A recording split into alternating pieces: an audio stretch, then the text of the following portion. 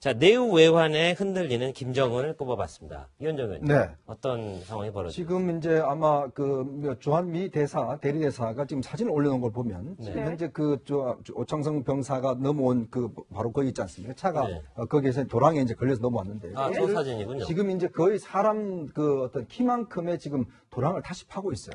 그리고 나무도 지금 새롭게 심어서 거의 참호에 가까운 거죠. 그렇죠. 넘어올 수 없도록 지금 참호 같은 걸 지금 만들고 있고 또 지금 여기에 근무 서고 있는 한 40여 명의 병사들 다 교체를 했다고 합니다. 네. 이제 그렇게 지금 하고 있고 사실 이 문제가 북한 내부엔 전혀 지금 공개가 되고 있지 않아요. 네. 그러니까 김정은 입장에서 보면 일단은 그 어느 정도 그래도 당성이 있고 괜찮다는 JSA 쪽에 있는 병사가 넘어가는 것도 문제고 또 이 병사가 넘어오면서 그동안 한국의 대중문화에 대해서 굉장히 관심이 많았고 그걸 이제 접해왔다는 것이거든요.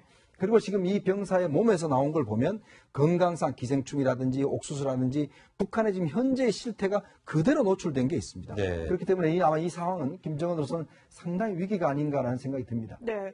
뭐 지금 그 72시간 다리도 뭐 폐쇄를 하고 통제를 강화한다고 하고 또 이 경비 병력이 한 40여 명이 되는데 교체를 한다고 하는데 북한에선 지금 일단 이 부분에 대해서는 어떤 언급도 안 나오고 있거든요. 그러니까 북한 입장에서는 굉장히 민감한 사건이었을 거예요, 이번 일이. 그렇죠. 왜냐하면은 일반적인 그 비무장지대에서 만약에 이런 사건이 벌어진 거 하고 JSA에서 벌어진 것하고는 차원이 다른 문제거든요. 그렇죠. 네. 왜냐하면 그러니까 우리 일반적인 비무장지대는 우리 군이 관할해서 있는 지역이고 또 이런 일이 벌어졌다 하더라도 북쪽하고 일반적으로 어떤 문제들을 해결할 수 있는 그런 게 있고 또 전 세계적인 관심이 좀 덜할 수 있거든요. 근데 JSA 지역이라고 하는 곳에서 이런 일이 벌어졌다고 하는 것은 전 세계의 북한의 실태를 다 만천하에 공개하는 거랑 똑같은 효과가 나타날 수가 있거든요. 그러니까 그 북한 병사가 결국 그 JSA 지역을 통과해서 넘어오려고 했고 귀순하려고 했고 그걸 북에서 이 정전협정을 위반하면서까지 총격을 가했고 그 병사가 와서 진짜 그 하늘이 도와줬다고 하늘이 도와줬다고 할 정도로 여기서 또 극적으로 살아나고. 네.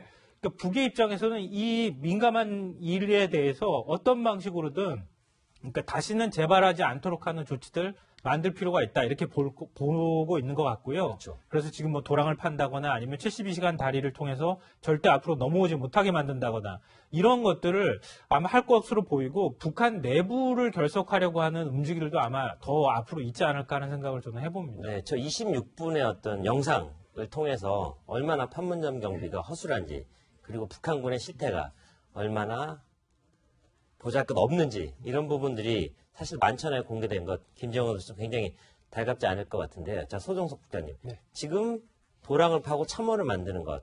근데 과거에 JS의 역사를 보면 그런 문제가 생길 때마다 어떤 그런 움직임들이 계속 있어 왔죠? 그렇죠. 굉장히 큰 사건들이 사실 JSA를 중심으로 해서 있었죠. 뭐 대표적인 게 이제 1976년에 있었던 북한의 도끼 만행 사건이에요. 네. 우리 측 유엔사 관측에 이제 북한 측 이 초소 관측을 이 미루나무가 중간에 있어가지고 좀 어려워서 그 미루나무를 자르려고 하는 상황에서 북한군 20여 명이 몰려와서 도끼로 이제 유엔사 지휘관들 2명을 살해한 거의 그때 뭐 전쟁 일보 직전까지 그때도 갔었죠. 그런 일이 있었고 그리고 나서 이제 1984년에 이것도 굉장히 이제 북한에 관광을 왔던 소련인이 JSA를 통해서 넘어온 겁니다 우리 쪽으로. 그렇죠. 네. 그 과정에서 이제 북한 군과 우리 측 사이에 이제 교전이 벌어져가지고 총격전이 벌어졌죠. 그래서 북한군이 그때 한 4명 정도 사망을 하고 우리 측에서도 1명 정도 인명 피해가 있었던 뭐 그런 큰 사건이 있었고 그리고 나서 97년에는 DMZ의 농부 2명을 또 납치하는 그런 일도 있었고 또 98년, 2007년 또 올해까지 해서 3차례에서는 이 JSA를 통해서 귀순하는 이런 일들이 뭐 계속 북한에서는 막으려고 여러 가지 조치를 했지만 또 그걸 피해서 계속해서 이런 일이 있었겠죠. 지금 도랑 파고 나무 심어도 이 무언가 어쨌든 자유를 찾아서 이 목숨을 걸고 가겠다 하고 하는 사람을 저렇게 한다고 막을 수는 없는 거죠. 그렇죠. 자유의 힘이 그렇게 강한 겁니다. 내외환이라는 그런 카피를 저희가 뽑은 이유는 외적으로도 결국 중국이겠죠. 중국과도 굉장히 덜컹덜컹거리는 모습 계속 보여주고 있죠. 네, 지금 숭타오 지금 특사가 방문하는데 문제는